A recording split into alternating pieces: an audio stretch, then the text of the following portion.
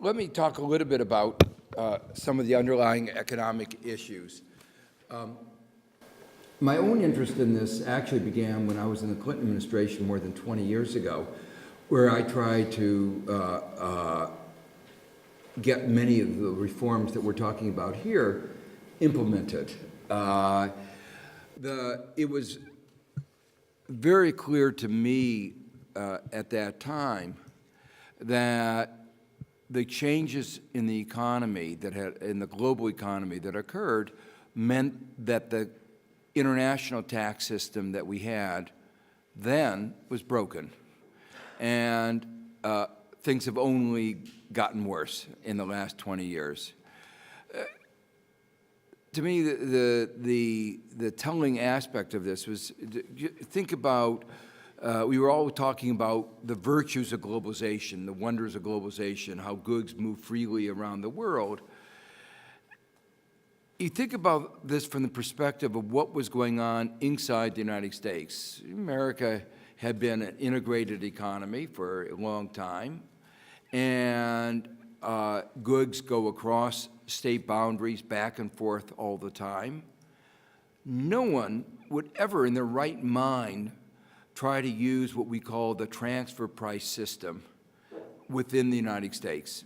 The transfer price system says that every time you move a good across the border, you value the good on one side of the border, and then you talk about what was the value added in the next state. And as Jose Antonio pointed out, it's bad enough for trying to do this with goods, but now you have services and you make a phone call. There were two people on the phone, one on one state and the other on the other state. You have to divide the value added of that phone call between the weight of the words that occurs on one side of the phone and that on the other. It would be absurd to try to use the transfer price system for taxation, corporate taxation within the United States. And no one has ever proposed that we do that. In the context of globalization, we were moving towards a world which was, particularly among the corporate sector, they were hoping we were moving to a world like we were in the United States, where goods and services and everything moves freely across the borders. And if that was where we were going, it was very clear that the transfer price system simply couldn't deal with this world of globalization. And when I raised the issue, interesting, one of the answers I got was the United States was in the lead in creating the transfer price system 50 years earlier. And my response to that, or maybe it was 70 years earlier, well, you made a mistake then, but you could not have anticipated the way the world was going to go. And the fact that you made a mistake a half century ago, you shouldn't be embarrassed by that. You know, we all make mistakes. And it's better to change the system than continue with a system that is clearly broken. Well, I didn't succeed in getting them to change the basic framework, and we continued. And in the subsequent years, I got involved in a number of transfer price cases. And the fact that was alluded to earlier that the share of corporate revenue in tax revenue has come down dramatically, and global tax avoidance plays a very big role in that. And particular corporations have traditionally played a role in pioneering various ways of tax avoidance, like General Electric is, you know, it's the old companies as well as the new that are, so, and I think in one of my earlier books, I talk about what their effective tax rate was. You know, I think from some years it was negative. But that was the global picture. I got involved in a couple of particular cases where you could see how this was going on, using intellectual property, using various shams in the tax code. In the case of, say, one drug company, the magnitude of tax avoidance was like $1 billion a year from one company in tax avoidance. And, this is year after year. It was extraordinarily expensive for the U.S. government to prosecute these cases. These cases require literally the U.S. government spending millions and millions of dollars. A developing country, emerging market, simply could not compete with the tax lawyers that the U.S. and the European companies would put forward. So it was a system that was, basically no way that they could recover. A developing emerging market had no way that they could recover these with an ordinary judicial process. But then, as was just pointed out, I think the telling moment in this whole story is the Apple and the Google and Starbucks stories that brought out to the governments and the citizens in the United States, UK, that they were being robbed. How was it possible for a few people in Ireland to be the source of all the profits of Apple? It was not credible. It was clear then that the transfer price system was broken. The fact that it was, as you said, the Irish double play or the Netherlands sandwich. The fact was that all of the profits could be attributed to Ireland, let alone to a firm in hyperspace, made it clear that the system was not broken. And that's why I think the timing of this report was absolutely right. It grabbed, it was taking advantage of something that had grabbed the popular imagination.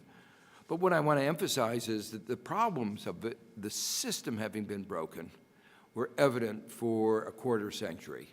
And anybody who talks about globalization and the virtues of globalization, which the political leaders in all the countries have talked about, once you say you believe that we are moving towards a globalized world, you have to say we have to change the tax system.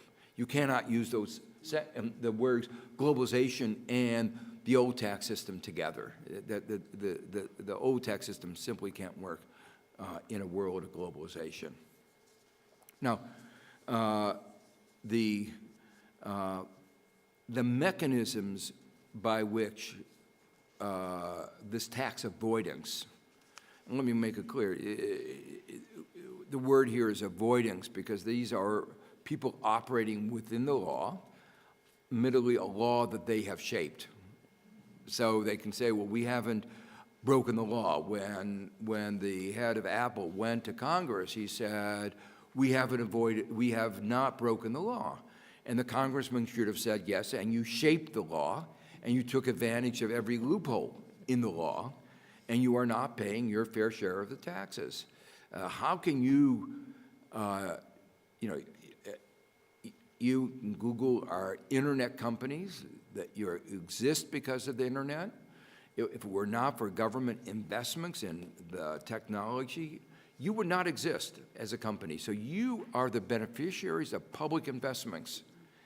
Your profits are all derived from public investments. I don't want to say all, but I mean, they could not have existed without the public investments. And yet, you are so brazen as to say you don't want to make a contribution so that the next generation will get the benefits of the next generation of innovations from the investments in technology. So to me, there is you might say, a moral issue here that they are avoiding their responsibility, but they are tax avoiders. They are operating within the law. So the question, let me just explain very, very briefly what is entailed. It is this system where you make a judgment about what is the value of the goods produced in any particular place. And those judgments are based on what I call transfer prices. And when you have goods that are like any other good, you can say whether those transfer prices are reasonable. But when you have, what is the value, how do you what is the value of a Ford where a car that's half put together? There's no market for goods, for a Ford car that is half put together. So Ford can make up almost any number. I don't say not any number, but almost any number. But then when you come to intellectual property, what is the value of the Starbucks franchise? How do you know what the value of the Starbucks franchise? Well, the way you determine the value is how do we take, Starbucks figures out, how do we take away all the profits out of the UK and transfer them to the United States? Because UK has higher taxes than the United States. Now, that's not too bad because at least in the United States there are taxes. But if they say, well, the idea of Starbucks, even though it started in Seattle, really, we sold it to a subsidiary located in the Cayman Islands. Now that brilliant idea was owned, that property, that intellectual property is owned, and I don't know whether Starbucks did it this way, is owned somewhere in the middle of nowhere. Ireland. What? In Ireland. In Ireland, and then they do a deal not to be taxed, then all the profits are attributed to the franchise, and then you could take away the profits out of the corporations, and there's no tax revenue left. And then you move it into a jurisdiction where there's no tax. Let me say, while the report emphasizes this single entity principle, even if there were multiple, the real question is the transfer price system. And so the only solution is really, I've come to the view, is the solution that is done in the United States and several other countries, which is an apportionment system. And that idea is now well received within the United States. A lot of research has been done about alternative systems of apportionment. Most of us in our discussion today have been focusing on the issue of fairness, equity, and there's clearly a lot of fairness and equity. But we should also remember that this tax system, this global tax system, this transfer price system, is also very distortionary, because production occurs not necessarily where it's efficient, but where taxes are the lowest. And the result of this is we've lost global efficiency. So the irony is that people have been arguing for globalization on the basis of global efficiency, but if you have globalization and a distorted global system, a distorted global tax system, you don't get efficiency with globalization. You get distortion, which everybody in Europe recognizes because you have the single market principle, which is being distorted by legacy taxes and by a whole set of other distortions. But globalization, free movement of goods and services, in the absence of appropriate tax frameworks, tax harmonization, does not lead to economic efficiency, and can lead to large distortions in global efficiency. So there is both an element of efficiency here and, most importantly, a very, very strong element of global equity.